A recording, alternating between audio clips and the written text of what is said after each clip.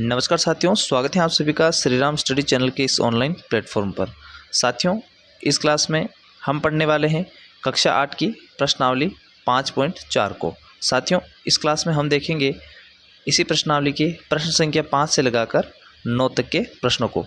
इससे पहले वाले प्रश्नों को हमने पहले वाली क्लास में पढ़ लिया था। अगर वो आपने नहीं देखा है तो डिस्क्रिप्शन बॉक्स में उसकी लिंक आपको मिल जाएगी। आप यहाँ से जाकर वो क्लास ज़रूर चेक कर लें। तो चलिए क्लास को शुरू करते हैं।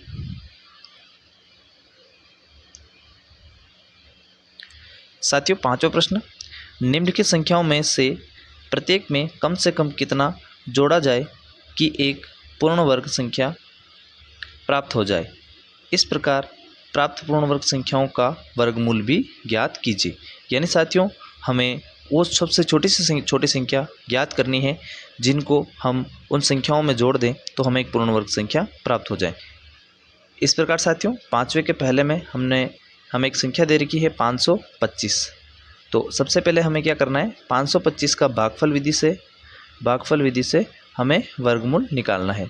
तो कुछ इस प्रकार से हम इसका वर्गमूल निकाल लेंगे। तो सबसे पहले 2 का भाग देंगे, यानी 2 के जोड़े बनेंगे। और यहाँ पर हम क्या करेंगे कि 2 का वर्ग ले लेंगे, यानी 2 का पहाड़ा 2 बार बोलते हैं तो 4 आ जाएगा। और 5 में से 4 जाएगा तो 1 बचेगा और ऊपर से 25 उतार लेंगे। अब यहाँ पर इन दोनों को जोड़ लेंगे, जोड़कर यहाँ लिख देंगे, ये हो जाएगा 4। और अब यहाँ 4 के पीछे अगर मैं 1 लगाता हूँ तो 41 आता है। 41 से 125 से काफ़ी छोटे हो जाते हैं। अब मैं यहाँ पर 2 को लिखता हूँ तो ये 84 होते हैं। 84 भी 125 से काफ़ी छोटे हो जाते हैं। तो यहाँ मैं ले लूँगा 43, यानी हमें इस 3 को 43 से गुणा करना है तो हमें 129 प्राप्त होंगे। और 129 125 से ज़्यादा हो जाते हैं तो हम यहाँ पर 42 ले लेंगे। 42 का हमें 84 प्राप्त हो रहा था तो हम इसमें से 84 को घटा लेंगे और यहाँ लिख देंगे 42। अब यहाँ पर शेषफल के रूप में 41 बच जाएंगे। अब यहाँ हमारा वर्गमूल आया है 22। सबसे पहले 2 लिया था और दूसरी बार में भी 2 लिया था, यानी 22। यहाँ शेषफल बच गया है तो यहाँ शेषफल 41 बच गया है। इसलिए हम ये कह सकते हैं कि 22 का जो वर्ग है 525 से छोटा है। तो अब यहाँ पर हम क्या करते हैं कि 22 से आगे वाली एक संख्या लेते हैं। तो 22 से आगे वाली पूर्ण वर्ग संख्या 23 का वर्ग मिल जाता है। तो 23 का वर्ग निकालते हैं तो 23 का वर्ग कितना होता है, 529। यानी साथियों, अब 529 जो हैं 529 जो हैं ये बड़े हो जाएंगे 525 से। यानी अब हम क्या करेंगे कि 529 में से 525 को घटा लेंगे तो यहाँ पर 4 बचेंगे। यानी 4 ही वो सबसे छोटी संख्या है जिसको 525 में जोड़ा जाए तो हमें एक पूर्ण वर्ग संख्या प्राप्त हो जाती है। यानी अगर मैं 525 में अगर 4 को ऐड करूँगा तो मुझे मिलते हैं 529। 525 जो हैं वो एक पूर्ण वर्ग संख्या है। अब इसी प्रकार से इसका दूसरा देखते हैं। दूसरे में दे रखा है 1750। तो हमें सबसे पहले इसका अभाज्य गुणनखंड विधि से इसको सॉल्व करेंगे। तो यहाँ पर मैं 4 का वर्ग ले लेता हूँ, 4 का, क्योंकि 4 का वर्ग 16 होता है और 16 17 से छोटा है। और 5 का वर्ग जो होता है 25 होता है और 17 से ज़्यादा हो जाएगा। यानी कुछ इस प्रकार से 2 के जोड़े बन रहे हैं। तो यहाँ पर हमें 4 का वर्ग लेना पड़ेगा। तो 4 का वर्ग कितना आता है, 16। 17 में से 16 को घटा देंगे तो 1 बचेगा और ऊपर से उतार लेंगे 50। अब यहाँ पर इन दोनों को ऐड करके लिख लेंगे तो 4 और 4 हो जाएंगे 8। अब यहाँ 8 के पीछे मैं 1 लिखूँ तो मुझे 81 मिलता है जो 150 से काफ़ी छोटा हो जाता है। अब मैं यहाँ पर 2 लिखता हूँ तो ये हो जाता है 4 और 164। अब यहाँ पर 164 जो हैं वो 150 से काफ़ी बड़े हैं तो हमें यहाँ पर 81 ही लेना पड़ेगा। तो यहाँ पर 8 के पीछे मुझे 1 लगाना है तो यहाँ मुझे 81 प्राप्त हुआ। और मैं 150 में से 81 को घटा लूँगा तो मुझे मिलेंगे 69, यानी 69। अब यहाँ पर सबसे पहले मैंने कौन सी संख्या ली, 4 और उसके बाद कौन सी संख्या ली 1। तो इस प्रकार से मुझे 41 प्राप्त हुआ।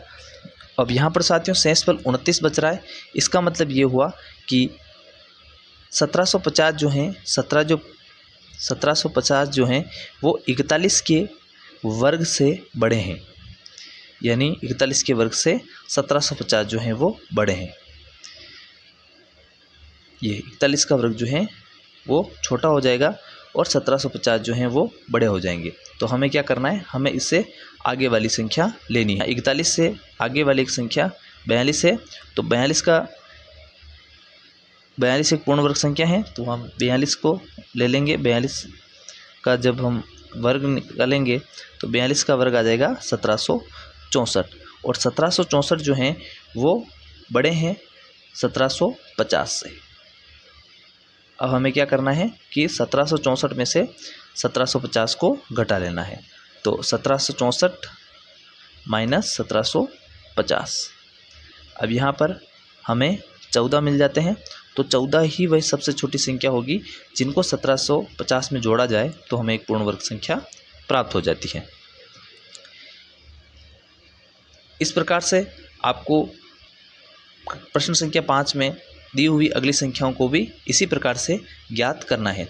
यानी सबसे पहले तो हमें उसका अभाज्य गुणनखंड निकालना है, फिर उसकी वर्ग संख्या देखनी है और अगर शेषफल बच रहा है तो हमें उसके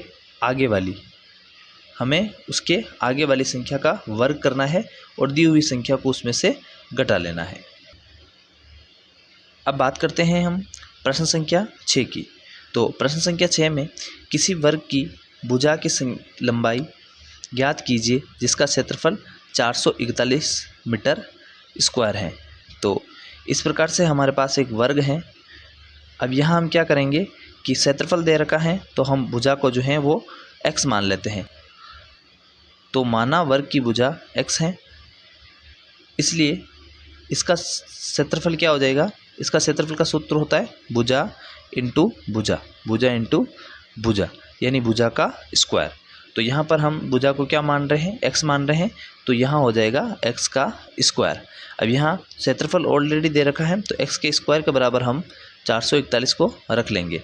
अब यहाँ पर ये स्क्वायर है तो ये स्क्वायर इधर जाएगा तो रूट में बदल जाएगा, यानी ये हो जाएगा x बराबर √ 441। अब यहाँ 441 का हम जब वर्गमूल ज्ञात करेंगे तो ये आएगा कुछ इस प्रकार से। यह मैंने अभाज्य गुणनखंड विधि से किया है, आप चाहें तो भागफल विधि से भी 441 का वर्गमूल निकाल सकते हैं। तो इस प्रकार से 441 का वर्गमूल कितना आया 21। तो यहाँ पर वर्ग की भुजा जो है वो कितनी हो जाएगी 21 मीटर। अब बात करते हैं प्रश्न संख्या 7 की। प्रश्न संख्या 7 में पूछा गया है कि किसी समकोण त्रिभुज में b 90 डिग्री का है, यानी इसने कहा है कि b जो है वो 90 डिग्री का है। तो हमें नीचे दिए हुए दोनों क्वेश्चन के आंसर देने हैं। तो यहाँ पर पहला पूछ रखा है 7वें का पहला, यदि AB 6 सेंटीमीटर BC 8 सेंटीमीटर हैं तो AC ज्ञात कीजिए। तो यहाँ पर इस प्रकार से सबसे पहले हमें एक त्रिभुज बना लेना है और यहाँ पर B को 90 डिग्री मान लेना है। अब 90 डिग्री मानने के बाद में कुछ इस प्रकार से हमें ABC नाम दे देना है और AB को 6 सेंटीमीटर रखना है और प्रश्न के अनुसार BC को 8 सेंटीमीटर रखना है। अब यहाँ पर हमें AC जो है वो निकालना है, यानी ज्ञात करना है। तो यहाँ हम क्या करेंगे, यहाँ हम ज्ञात करेंगे पाइथागोरस प्रमेय, क्योंकि ये जो त्रिभुज बन रहा है ये समकोण त्रिभुज है, तो हमें यहाँ पर पाइथागोरस प्रमेय का इस्तेमाल करना है। तो पाइथागोरस का प्रमेय क्या कहता है, कर्ण का स्क्वायर बराबर लंब का स्क्वायर प्लस आधार का स्क्वायर, यानी यहाँ कर्ण का स्क्वायर हमें ज्ञात करना है। तो कर्ण के स्क्वायर की जगह रखें हम AC स्क्वायर और लंब का स्क्वायर कितना हो जाएगा AB स्क्वायर और आधार का स्क्वायर हो जाएगा BC स्क्वायर। तो यहाँ पर अकॉर्डिंग टू क्वेश्चन हमें इस के अंदर मान रख लेना है। तो यहाँ AC को ज्ञात करना है, AC दे ही नहीं रखा है तो AC को ऐसे ही रखेंगे। AC का स्क्वायर बराबर लंब स्क्वायर कितना दे रखा है 6 का स्क्वायर, तो यहाँ लिखेंगे हम 6 का स्क्वायर और आधार स्क्वायर कितना दे रखा है 8 सेंटीमीटर, तो 8 का स्क्वायर। तो 6 का स्क्वायर 36 हो जाता है, 8 का स्क्वायर 64 हो जाता है। तो ये दोनों जुड़ जाएंगे तो ये हो जाएगा 100। और अब यहाँ पर 80 पे स्क्वायर है तो ये दो जो हैं ये हटेंगे, यानी स्क्वायर हटेगा और इधर आएगा तो रूट में बदल जाएगा। तो अंडर रूट 100, अब 100 जो है वो किसका वर्ग है, तो 100 जो है वो 10 का वर्ग है, यानी 100 का वर्गमूल कितना है 10। अतः जो हमारा 80 है वो कितना हो जाएगा 10 सेंटीमीटर। अब इसी प्रकार से आपको प्रश्न संख्या 7 के दूसरे का आंसर स्वयं निकालना है। यहाँ साथियों हमें AC दे रखा है, BC दे रखा है, यानी कर्ण दे रखा है और आधार दे रखा है। हमें यहाँ पर लंब को ज्ञात करना होगा, यानी कुछ इस प्रकार से आप चित्र को बना सकते हैं। इसको A, ये B और ये C नाम देंगे और यहाँ 90 डिग्री कोण बनाएंगे। यहाँ पर BC 5 सेंटीमीटर दे रखा है, AC 13 सेंटीमीटर दे रखा है, तो हमें ये लंब ज्ञात करना है। तो ये वाला क्वेश्चन आप स्वयं करें। अब बात कर लेते हैं प्रश्न संख्या 8 की। तो प्रश्न संख्या 8 में पूछा गया है कि एक माली के पास 1000 पौधे हैं। इन पौधों को वह इस प्रकार लगाना चाहता है कि पंक्ति की संख्या और कॉलम की संख्या समान रहे। इसके लिए कम से कम पौधे की संख्या ज्ञात कीजिए जिसकी उसे आवश्यकता होगी। अब यहाँ पर 1000 पौधे दे रखे हैं और ये पूछा गया है कि उसे कम से कम और कितने पौधों की आवश्यकता होगी कि जिस प्रकार से जो क्वेश्चन में पूछा है उस प्रकार से वो पौधों को सेट कर ले। तो यहाँ हम क्या करेंगे कि सबसे पहले यहाँ पौधों की संख्या 1000 दे रखी है, तो यहाँ हम क्या करेंगे, सबसे पहले भागफल विधि से इसका वर्गमूल निकाल लेंगे। तो कुछ इस प्रकार से भागफल विधि से वर्गमूल निकालेंगे तो 31 आएगा और यहाँ शेषफल जो है वो 39 बच जाएगा। 39 जो है वो शेषफल बच जाएगा। अब शेषफल बच रहा है, इसका मतलब ये हुआ कि 31 का वर्ग जो है, 31 का वर्ग जो है वो 1000 से छोटा है। तो हमें क्या करना पड़ेगा, 1000 से बड़ा वर्ग लेना है। तो यहाँ हम क्या करेंगे कि 31 से आगे वाली संख्या यानी 32 जो है इसका हम वर्ग निकाल लेते हैं। तो 32 का वर्ग जो है वो 1024 आ जाता है, 24 आ जाता है 1024। और अब यहाँ पर 1024 जो है वो बड़े हैं किससे, 1000 से। तो अब हम क्या करेंगे कि 1024 में से 1000 को घटा लेंगे तो हमारे पास बचेगा 24। तो यहाँ पर न्यूनतम जो है वो 24 हैं, यानी सबसे छोटी संख्या 24 है जिसको 1000 में जोड़ा जाए तो पूर्ण वर्ग संख्या बन जाती है। यानी हमें कम से कम 24 पौधों की आवश्यकता होगी जिसे हम 1000 में जोड़ दें तो प्रश्न के अकॉर्डिंग हम पौधों को सेट कर सकते हैं। अब इसी प्रकार से हमारा 9वां और अंतिम प्रश्न, एक विद्यालय में 500 विद्यार्थी हैं। पीटी के अभ्यास के लिए इन्हें इस तरह से खड़ा किया जाता है कि पंक्तियों की संख्या और कॉलम की संख्या समान रहे। इस व्यवस्था को बनाने में कितने विद्यार्थियों को बाहर जाना होगा। तो यहाँ पर विद्यार्थियों की संख्या 500 है, तो यहाँ हम क्या करेंगे, 500 का सबसे पहले वर्गमूल निकाल लेते हैं।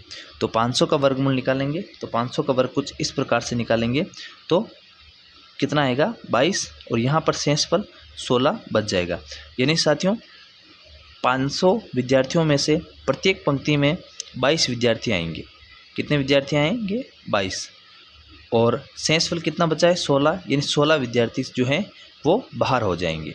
यानी यहाँ पर 500 का वर्गमूल प्राप्त करने पर हमें प्रत्येक पंक्ति में विद्यार्थियों की संख्या 22 प्राप्त होती है और यहाँ पर 16 शेषफल बच जाता है। अतः 16 विद्यार्थी जो हैं वो बाहर हो जाएंगे, इनको बाहर जाना पड़ेगा। ये क्लास आपको समझ में आई होगी। समझ में आई हो तो क्लास को लाइक करें, चैनल को सब्सक्राइब करें और दोस्तों के साथ साझा करें। मिलते हैं नेक्स्ट वीडियो में, तब तक के लिए जय हिंद, जय भारत, वंदे मातरम।